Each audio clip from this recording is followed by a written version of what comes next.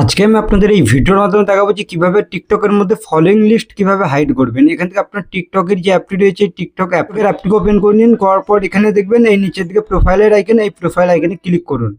প্রোফাইলে যখনই ক্লিক করুন তখন দেখতে পারবেন আমি 4 জনকে ফলো করেছি। এটা কিন্তু যে কেউ কিন্তু ঢুকে কিন্তু দেখতে পারবেন।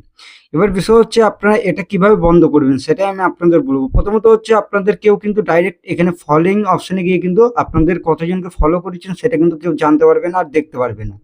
সেটা করার জন্য উপরের দিকে দেখতে পারবেন আপনাদের 3 লাইনের অপশন, এই অপশনে ক্লিক করে দিন। ক্লিক করার পর এখানে দেখতে পারবেন আপনাদের একটা অপশন থাকবে সেটিংস অ্যান্ড প্রাইভেসি, এই অপশনে ক্লিক করুন। এটাতে ক্লিক করার পর এবার এখান থেকে দেখতে পারবেন আপনাদের অপশনটি কোথায় থাকবে। এখান থেকে দেখতে পারবেন আপনাদের প্রাইভেসি সেটিংস, এই অপশনে আপনারা পেয়ে যাবেন। এই প্রাইভেসি সেটিংস আপনারা ক্লিক করে দিন।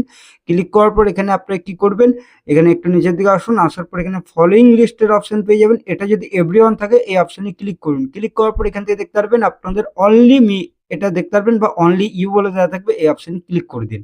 তাহলে আপনাদের ফলোইং কিন্তু আর কেউ দেখতে পারবে না, যে আপনি কাকে কাকে ফলো করেছেন সেটা কিন্তু আর কাউকে কিন্তু দেখাবে না। আশা করছি বোঝাতে পারলাম, এবং আপনি যদি নিজে ক্লিক করেন তাহলে নিজে একমাত্র দেখতে পারবেন, অন্য কেউ কিন্তু এটা দেখতে পারবে না। ভিডিওটি ভালো লাগলে অবশ্যই ভিডিওটিকে একটি লাইক করবেন, আর এই চ্যানেলটিতে নতুন আসলে চ্যানেলটিকে অবশ্যই আপনারা সাবস্ক্রাইব করবেন। চলুন ভিডিওটি আমি এখানে শেষ করছি।